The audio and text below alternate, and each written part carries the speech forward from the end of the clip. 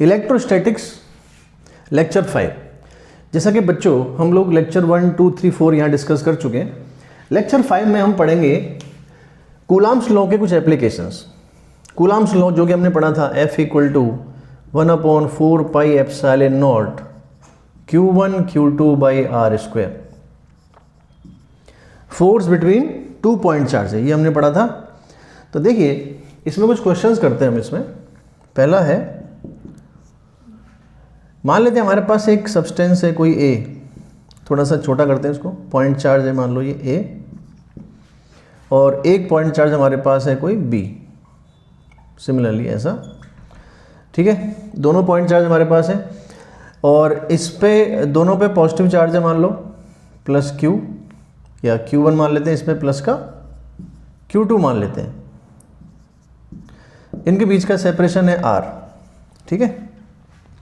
तो इनके बीच में कितना फोर्स लगेगा, आई थिंक सबको पता है, ये हम पढ़ चुके हैं इस फॉर्मूले के हिसाब से। सो F = हो जाएगा बेटे आपका K Q1 Q2/r², ये हो जाएगा, ठीक है। ठीक है सर। अब इसमें क्या है, सवाल आता है, एक NCERT में आपके सवाल दिया हुआ है। क्वेश्चन आता है कि अगर मान लो हम ऐसा करें कि हमारे पास दो पार्टिकल्स और ऐसी टाइप के जिनको हमने नाम दिया हुआ है C और D। तो हमने क्या किया, जैसे मान लो ये A है और ये B है यहाँ पर, तो हमने C पार्टिकल को A से टच कराया। एकदम सेम पार्टिकल है, आइडेंटिकल पार्टिकल्स हैं। कैसे पार्टिकल्स हैं? आइडेंटिकल पार्टिकल्स हैं। तो हमने C को टच कराया A के साथ, और सिमिलरली हमने एक और पार्टिकल लिया D, जिसको हमने टच कराया B के साथ। ये भी आपके आइडेंटिकल पार्टिकल्स हैं, आइडेंटिकल पार्टिकल्स, ठीक है। तो क्या होगा, कंडक्टर्स हैं, कंडक्टिंग है। तो इसमें क्या होगा, अब अगर आप A को टच कराओगे C से, तो क्योंकि दोनों आइडेंटिकल पार्टिकल्स हैं, तो बेटे कंडक्शन के हिसाब से क्या होना चाहिए, दोनों पे इक्वल चार्ज यहां पर आ जाएगा, क्योंकि कंडक्शन जो हमने पढ़ा था उसमें इक्वल चार्ज आ जाता है आइडेंटिकल पार्टिकल्स पर। तो जो इस पे चार्ज था, अब C तो न्यूट्रल था और D भी कैसा था, न्यूट्रल था। C और D बोथ आर न्यूट्रल। तो इसमें क्या होगा कि जो A पे चार्ज था, Q1 कर देते हैं, वो इसमें डिवाइड हो जाएगा। तो अब A पे जो चार्ज बचेगा वो बचेगा Q1/2 बचेगा, और B पे बचेगा सिमिलरली आपका Q2/2। अब हमने क्या किया, इन दोनों पार्टिकल्स को मान लो कुछ R/2 डिस्टेंस पे रख दिया, R/2 डिस्टेंस पे हमने इसको रख दिया, ठीक है। तो जरा बात को समझते हैं। हमारे पास में A और B दो पार्टिकल्स थे, दोनों पे चार्ज था Q1 और Q2 प्लस। तो इसके बीच में फोर्स कितना लगेगा, K Q1 Q2/r² लगेगा। और कैसा फोर्स लगेगा, ये आपका लगेगा रिपल्सिव। कैसा लगेगा बेटे, रिपल्सिव लगेगा, रिपल्सिव। अब हमने क्या किया, हमने A जो पार्टिकल था उसको हमने टच कराया एक किसी C के साथ जो आइडेंटिकल है, और हमने B को कराया D के साथ, वो भी कैसा है, सेम, दोनों सेम है। तो होगा क्या कि कंडक्टर्स हैं, कंडक्शन में हमने पढ़ा था कि इसमें अगर आइडेंटिकल पार्टिकल्स हैं तो इन पे चार्ज डिस्ट्रीब्यूट होता है, और आइडेंटिकल के केस में दोनों पे इक्वल चार्ज यहाँ पे आ जाता है। तो यहाँ पर भी Q1/2 और यहाँ पर आपका Q2/2। C पर भी Q1/2 आएगा, D पर भी Q2/2 आएगा, पर उसकी हम बात नहीं कर रहे, हम बात कर रहे हैं A और B की। तो हमने A और B को वापस R/2 डिस्टेंस पर रख दिया। तो अब इनके बीच में कितना फोर्स काम करेगा, तो देखो अगेन लगाएंगे formula F = K Q1/2 Q2/2/R/2 का होल स्क्वायर। आप इसको सॉल्व करोगे ध्यान से तो 2 और 2 4 हो गया, ये 2 का स्क्वायर। तो देखो K Q1 Q2, यहाँ से भी 4 आएगा, और यहाँ भी जब आप करोगे तो ये भी R²/4 आएगा। तो 4 कैंसिल आउट हो गया, तो फाइनली K Q1 Q2/r² यहाँ पे आ गया। इसका मतलब क्या हुआ कि हमने डिस्टेंस को आधा कर दिया है, इसीलिए ऐसा हो पा रहा है। तो फोर्स पहले के बराबर ही आ गया, ठीक है। तो एक तो हमको ये ध्यान रखना है, ऐसे क्वेश्चंस में कंडक्शन का एप्लीकेशन आपको यहाँ पे देखना पड़ेगा, ठीक है। अब चलिए नेक्स्ट क्वेश्चन करते हैं।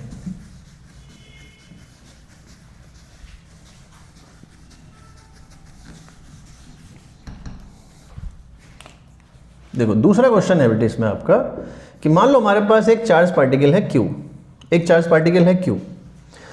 हम चाहते हैं कि हम इस चार्ज पार्टिकल को दो पार्ट्स में ब्रेक कर लें या इसको हम दो बना लें, एक के दो बना लें। जैसे हम इसमें से कुछ चार्ज निकाल लें, मान लो हमने Q चार्ज इसमें से निकाल लिया तो कितना बचा यहाँ पे चार्ज, ये Q माइनस Q बच गया। ठीक है, तो हमने Q चार्ज इसमें से निकाल लिया तो बचा कितना, Q माइनस Q। ओके, अब सवाल ये है कि हम बड़े वाले Q में से जो पूरा चार्ज था उसमें से कितना Q निकालें जिससे कि इन दोनों पार्टिकल्स को एक सर्टेन डिस्टेंस पे रखने से, एक सर्टेन डिस्टेंस पे रखने से, मान लो हमने इसको रख दिया r डिस्टेंस पर, इनके बीच में जो फोर्स आए वो क्या आए, मैक्सिमम आए। ठीक है, तो एक तरीका तो ये हो गया इसे समझने का। तो हमें क्या करना है, इसके बीच में मैक्सिमम फोर्स कब आएगा। अब बात को समझो पहले, यहाँ पर r डिस्टेंस फिक्स है, r को एकदम फिक्स करना है, r नहीं बदलेगा। ठीक है, मतलब हमें एक Q दिया हुआ है, आपको क्या करना है उस Q में से एक छोटा Q निकालना है, यहाँ बचेगा Q माइनस Q। इन दोनों को, ये जो पोजीशंस है ना, ये वाली पोजीशंस ये फिक्स हैं, मतलब r डिस्टेंस एकदम फिक्स है, उसको नहीं बदलना है, बस हमें इस Q को डिवाइड करना है। तो हम Q को ऐसे कैसे डिवाइड करें ताकि इनके बीच का जो फोर्स है एक सर्टेन डिस्टेंस r पे रखने से वो मैक्सिमम आए। जैसे मान लो हमारे पास में 10 कूलाम का चार्ज है, माइक्रो कूलाम मान लेते हैं, उस 10 में से हम उसको कैसे कैसे डिवाइड करें, 1 माइक्रो कूलाम 9 माइक्रो कूलाम करें, या 2 माइक्रो कूलाम 8 माइक्रो कूलाम करें, या फिर कुछ पॉइंट में भी आ सकता है 1.2 माइक्रो कूलाम, उधर आपका 8.8 माइक्रो कूलाम, इस तरीके से। तो ये हमें देखना है कि हम कैसे डिवाइड करें ताकि फोर्स हमारा मैक्सिमम आए। ठीक है, तो बेटे देखो मैक्सिमम मिनिमम हमको करना है इसमें, तो हम इसमें क्या करेंगे, Q और Q माइनस Q दो पार्टिकल्स हैं, इनके बीच में हमको फोर्स मैक्सिमम करना है। ओके, तो फोर्स क्या होता है हमारा, फोर्स होता है हमारा K Q1 Q2 जो कि हमारा ये है अपॉन r स्क्वायर होता है, K Q1 Q2 upon r square होता है। अगर हम इसको रख लें तो हमें इसको मैक्सिमम करना है। सो फॉर मैक्सिमम फोर्स, देखो इसको आप लिख सकते हो, मैं इसके आपके दो तरीके बताऊंगा, एक और तरीका बताऊंगा इसके बाद आपको इसका, वो भी आप देखना, थोड़ा सा इसके लिए वेट करेंगे, पहले इसको कर लेते हैं। तो ये हमारा फोर्स आ गया K Q minus Q square by r square. ठीक है, हमें मैक्सिमम करना है तो उसको हम डिफरेंशिएट करेंगे तो dF बाई dQ करेंगे, dQ, तो ये आपका आ जाएगा K बाई आर स्क्वायर, और इसको डिफरेंशिएट करेंगे तो Q का हो जाएगा Q और Q स्क्वायर का हो जाएगा माइनस का 2Q, और इसको हम जीरो कर देंगे तो यहाँ से आप देखो ये तो जीरो होगा नहीं। ठीक है, तो यही जीरो होगा तो Q minus 2Q equal to zero, तो हम कह सकते हैं यहाँ से कि Q इक्वल टू कितना, Q बाई 2। इसका मतलब क्या हुआ कि जो भी हमें चार्ज दिया हुआ है उसको अगर हम हाफ हाफ बांट लें इक्वल पार्ट्स में और उसको फिर एक सर्टेन डिस्टेंस पर रख दें तो उनके बीच का फोर्स क्या आता है, मैक्सिमम आता है। ये हमने प्रूफ कर लिया मैथमेटिकली। ठीक है, ओके, इसका एक और तरीका है प्रूफ करने का, वो भी आप देखिए। ये तो हो गया आपका कैलकुलस से।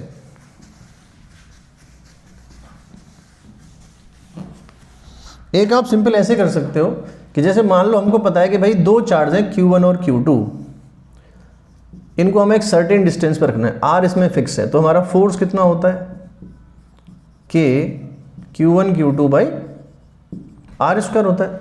ठीक है बेटे, अब आप बच्चों आप ये सोच के बताओ कि इस फोर्स को अगर हमें मैक्सिमम करना है, तो K कांस्टेंट है, R स्क्वायर कांस्टेंट है, अगर हमें फोर्स को मैक्सिमम करना है तो किस चीज़ को मैक्सिमम करना पड़ेगा, विच क्वांटिटी शुड बी मैक्सिमम, इस पूरे एक्सप्रेशन के अंदर हमें इसको मैक्सिमम करना है। ये तो कांस्टेंट है, ये भी कांस्टेंट है, इसका मतलब क्या हुआ, Q1 Q2 को मैक्सिमम करना पड़ेगा। तो हम कह सकते हैं so for F maximum Q1 Q2 should be maximum, ये करना पड़ेगा। अब Q1 Q2 की मैक्सिमम वैल्यू कितनी होती है वो जरा देखते हैं।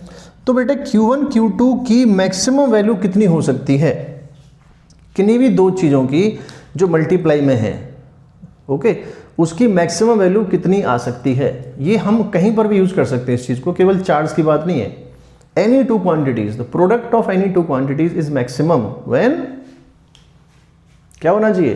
तो देखो इसको आप ऐसे लिख सकते हो, इस फॉर्मूले को आप लिख सकते हो Q1 प्लस Q2 का whole square and minus Q1 minus Q2 का होल स्क्वायर बाई 4। आप इसको अगर एक्सपेंड कर लोगे तो यही आएगा, देखो Q1 square plus Q2 square plus 2Q1 Q2 minus Q1 square plus Q2 square minus 2Q1 Q2, तो ऊपर बनेगा 4Q1 Q2, ऐड करने पे डिवाइड बाई 4 मैंने कर दिया, तो ये आपका आ गया Q1 Q2। ठीक है, अब आप ध्यान से देखना, अब ये चीज़ तो भाई हमारी फिक्स है, ये तो क्या, ये तो आपका Q स्क्वायर ही है, और माइनस ये हमारा Q1 माइनस Q2 का होल स्क्वायर, इस 4 को मैं यहाँ डिवाइड कर देता हूँ। अब बेटे आप सोचो ध्यान से कि Q1 Q2 आपका ये आ रहा है Q square by 4 minus this, अब Q तो कांस्टेंट है ना, Q तो कांस्टेंट है, तो अगर मैं आपसे बोलूं कि इसकी मैक्सिमम वैल्यू क्या होनी चाहिए, तो मेरे प्यारे बच्चों आप बताओ सोच के कि इसकी मैक्सिमम वैल्यू क्या होनी चाहिए Q1 Q2 की इस एक्सप्रेशन से, बताओ जरा। भाई ये माइनस हो रहा है और ये क्वांटिटी हमेशा पॉजिटिव होगी, तो इसमें से कुछ पॉजिटिव क्वांटिटी माइनस हो रही है, इसका मतलब इसकी वैल्यू इससे तो फिर कमी आएगी अगर इसको रखते हैं तो इसको अगर हमें मैक्सिमम करना है तो जो माइनस हो रही है क्वांटिटी उसको हमें जीरो मानना पड़ेगा। तो अगर ये क्वांटिटी जीरो हो जाए तो फिर ये इसकी मैक्सिमम वैल्यू आ सकती है, क्योंकि अगर ये जीरो नहीं हुआ, अगर ये कुछ और आया जीरो के अलावा, तो फिर ये इसमें से माइनस होगा, इसमें से माइनस होगा, जब इसमें से माइनस होगा तो क्वांटिटी और कम होगी। तो हम कह सकते हैं कि for maximum Q1 Q2, for maximum Q1 Q2, यहाँ पे हम देख सकते हैं कि Q1 माइनस Q2 जो है वो आपका जीरो होना चाहिए, तो Q1 इक्वल टू क्या आ गया, फिर यहाँ पे Q2 आ गया। ठीक है, ये हमारा हो गया एक जनरल तरीका कि अगर हमें कोई भी दो चीज़ों का प्रोडक्ट हमें देखना है तो उनका मैक्सिमम वैल्यू तब आता है जब उन दोनों की वैल्यू इक्वल आती है, तो Q1 इक्वल टू Q2। तो हम ये कह सकते हैं कि अब हमने जो चार्ज को डिवाइड किया था तो Q1 प्लस Q2 मिला के Q हो रहा था, अब दोनों बराबर कर दिए हमने, तो या तो इसको ये मान लो या इसको, तो हम कह सकते हैं कि Q1 equal to Q2 equal to कितना बेटे, Q बाई 2 आ जाएगा। इसका मतलब दोनों चार्जेस हाफ हाफ होने चाहिए। ठीक है, आई होप ये आपको कॉन्सेप्ट भी समझ में आ गया होगा। बेटे देखो इस चैनल पर हम पूरी इलेक्ट्रोस्टैटिक्स, पूरी मैग्नेटिज्म, पूरा ऑप्टिक्स, पूरा 11th का पार्ट भी करेंगे, बाद में मॉडर्न भी करेंगे, सारा कुछ करने वाले हैं, और इसके बाद एडवांस के क्वेश्चंस भी करेंगे। फिजिक्स में हम इस चैनल पर हर चीज़ करने वाले हैं, हर क्वेश्चन करेंगे, हर टॉपिक समझेंगे, हर कॉन्सेप्ट सीखेंगे। बस आप इसको सब्सक्राइब कर लो, नोटिफिकेशंस को ऑन कर लो, और आपको जो भी लगता है आप मुझे कमेंट में लिखते रहो और यहाँ पे पढ़ाई पढ़ते रहो। ठीक है, चलो हम आगे बढ़ते हैं अब नेक्स्ट अगले क्वेश्चन की तरफ। तो अभी हम लोग पढ़ रहे हैं टू चार्ज पार्टिकल्स वाली प्रॉब्लम्स। ठीक है, Coulomb's law, force between the two charge particles के अलग अलग क्वेश्चन हम कर रहे हैं। देखो अब हम नेक्स्ट करते हैं, जरा इधर ध्यान देना। मान लो हमारे पास, जैसे दो चार्ज पार्टिकल की बात कर रहे हैं, तो मान लो हमारे पास में एक चार्ज पार्टिकल है प्लस का Q, और एक हमारे पास चार्ज पार्टिकल है माइनस का Q, प्लस Q और माइनस का Q। ठीक है, R डिस्टेंस पर रखा हुआ है। ओके, अब बेटे अगर मैं आपसे बोलूं कि इनको छोड़ दो स्मूथ सरफेस पर, तो क्या होगा, तो जो प्लस Q है वो माइनस Q को अपनी तरफ अट्रैक्ट करेगा, और माइनस Q प्लस Q को अपनी तरफ अट्रैक्ट करेगा। लेकिन चलो मैं एक काम करता हूँ कि जो प्लस Q है इसको हम काफ़ी हैवी लिख देते हैं, ये बहुत हैवी है और ये बहुत लाइट है as compared to capital Q, ये बहुत हल्का है और ये वाला बहुत हैवी है। ठीक है, अब क्या होगा, ये बिल्कुल वैसी बात है कि प्लस Q माइनस Q को अपनी तरफ अट्रैक्ट कर रहा है, जैसे सन अर्थ को अपनी तरफ अट्रैक्ट करता है और अर्थ सन को अट्रैक्ट करती है। ठीक है, ये हमें पता है, लेकिन फिर भी अर्थ सन के चारों तरफ रिवॉल्व करती रहती है। क्यों? क्योंकि उसको एक फोर्स चाहिए होता है घूमने के लिए।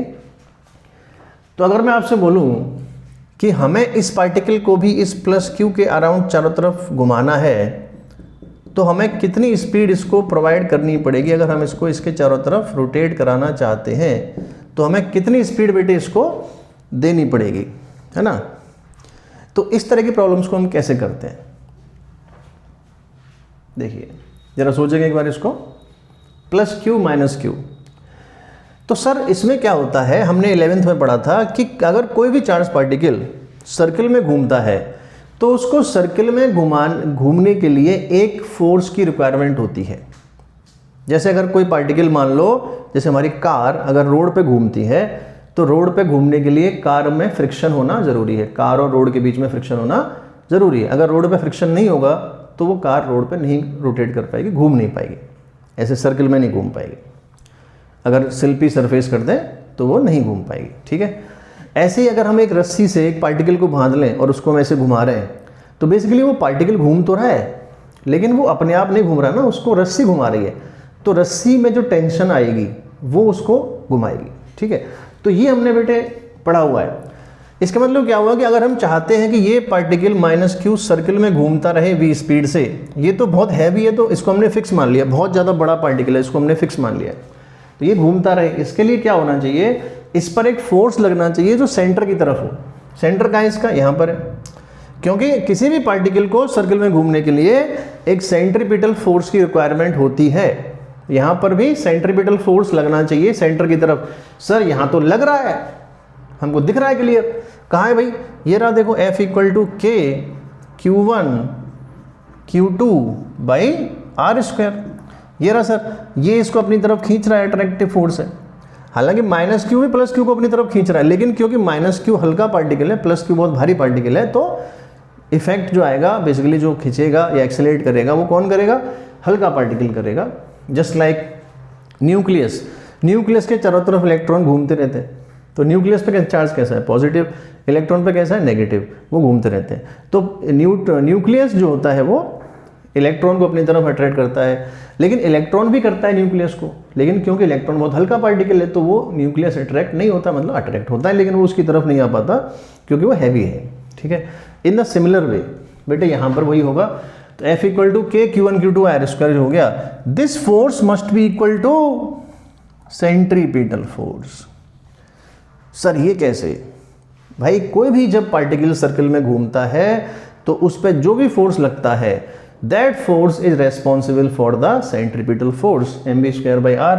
तो बेटे यहाँ से हम कह सकते हैं r से r कट गया तो v स्क्वायर कितना आ गया, यहाँ से देखो k by m q into Q, ये हमारा आ गया, तो यहाँ से v आ गया root of k q by m। ये हमारी स्पीड आ गई पार्टिकल की। इतनी स्पीड से अगर हम घुमाएंगे तो वो पार्टिकल सर्किल में घूमता रहेगा चार्ज पार्टिकल, ठीक है। तो आई होप ये आपको समझ में आ गया होगा बेटे। नेक्स्ट क्वेश्चन करते हैं इसके बाद, तो देख लीजिए इसको।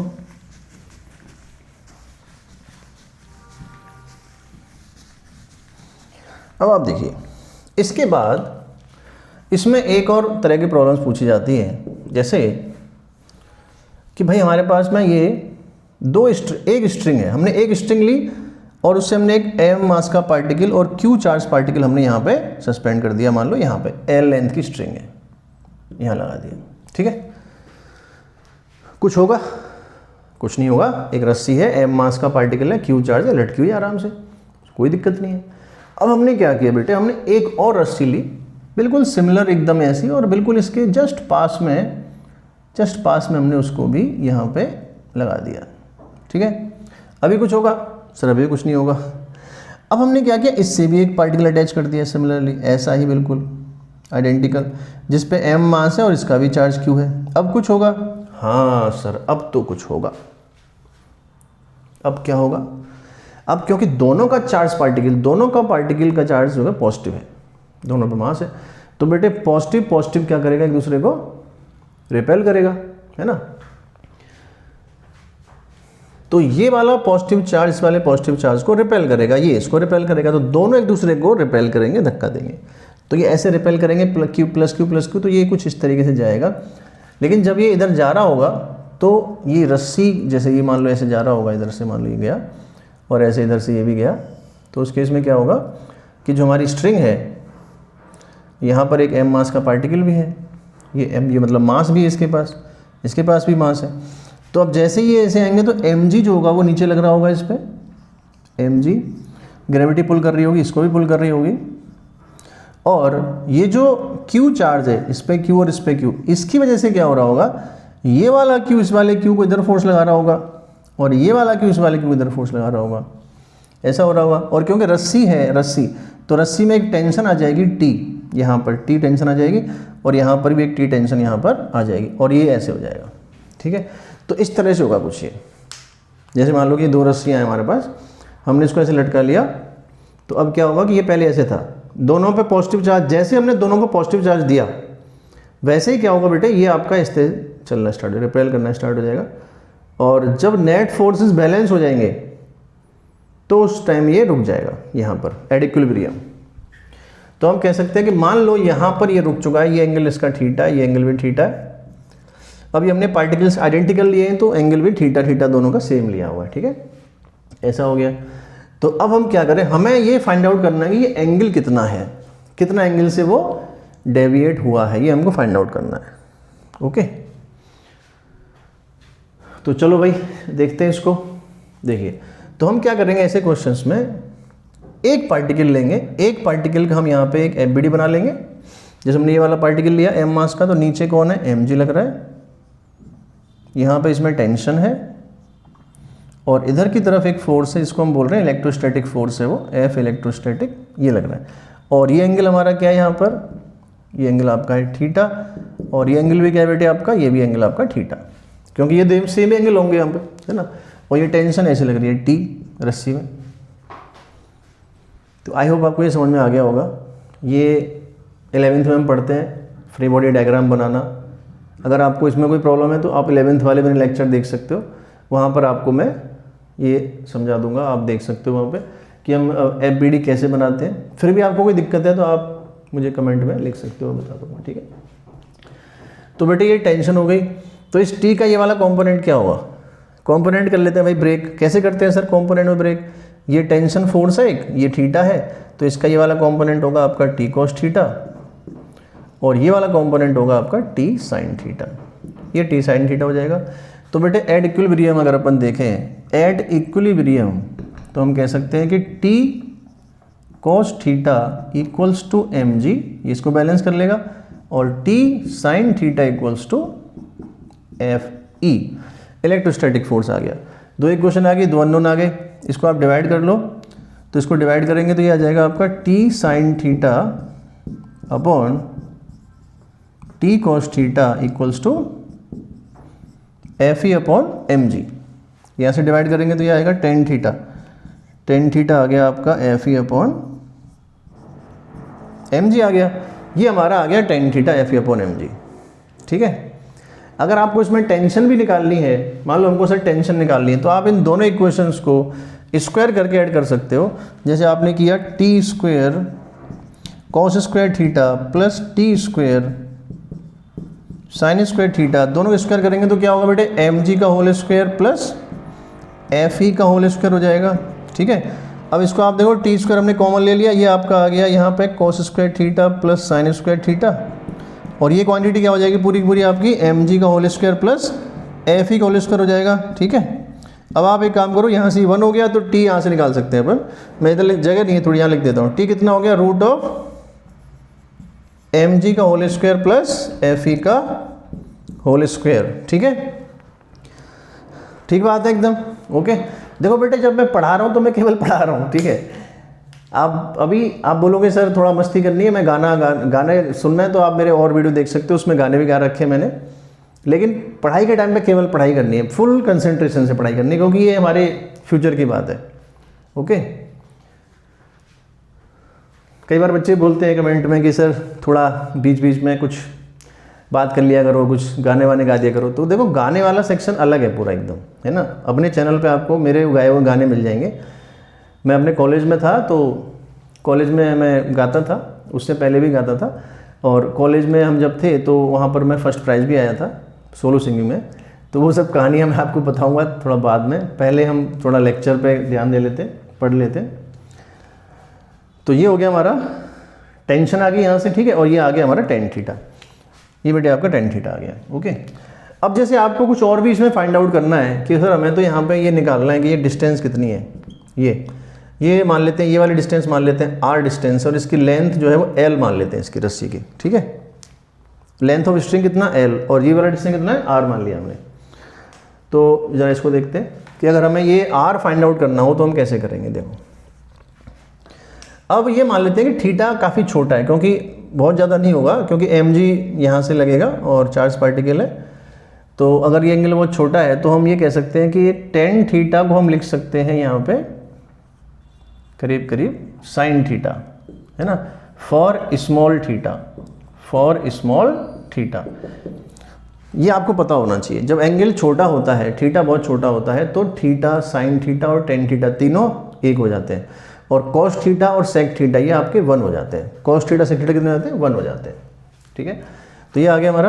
अब अगर एंगल छोटा है तो हम tan थीटा को लिख देंगे sin थीटा, तो sin theta equal to FE, FE कितना बेटे K Q1 Q2 by R square, यहाँ पे mg आ गया, और sin थीटा को हम लिख देंगे यहाँ से P अपॉन H, तो R by L equal to K Q square by R square mg।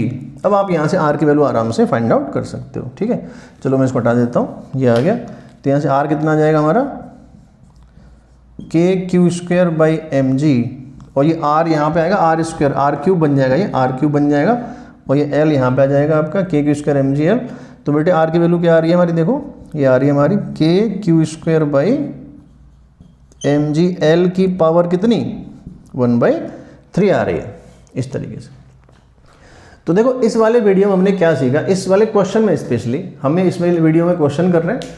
इस क्वेश्चन में पर्टिकुलर हमने क्या देखा कि अगर एक रस्सी से हमने एक पार्टिकल अटैच किया बेटे, ये पार्टिकल है, ठीक है सर, कोई दिक्कत नहीं है। अब हमने एक और रस्सी अटैच की, तब तक भी कोई दिक्कत नहीं है। पर जैसे हमने उस दूसरी रस्सी के साथ में कोई चार्ज पार्टिकल अटैच किया प्लस साइन का, अगर माइनस साइन का होगा तो ये अट्रैक्ट करेगा, फिर कहीं नहीं जाएगा, हम वहीं के अट्रैक्ट कर लेगा इसको। लेकिन ये आपका माइनस साइन का है, तो माइनस साइन का है तो क्या, सॉरी प्लस साइन है, प्लस साइन है तो क्या होगा, प्लस प्लस ये रिपेल करेगा। अब रिपेल करेगा तो ये दोनों चार्ज पार्टिकल दूर जाएंगे, लेकिन क्योंकि mg भी लग रहा है उस पर इधर से, तो वो mg क्या करेगा, उसको जाने से रोकेगा इस तरीके से। तो कुछ एंगल यहाँ पे बन जाएगा थीटा। अब ये रस्सी में टेंशन भी आ गई T, ये इसका हो गया mg नीचे, और इनका जो फोर्स है वो आपका हो गया Fe इस तरफ हो गया। तो मैंने यहाँ पर इसका एक अलग से डायग्राम बना लिया इस पॉइंट का यहाँ पर, ठीक है, इसको हम लोग बोलते हैं free body diagram, FBD, free body diagram बोलते हैं इसको। तो हमने अलग से बना लिया इसको फ्री बॉडी डायग्राम।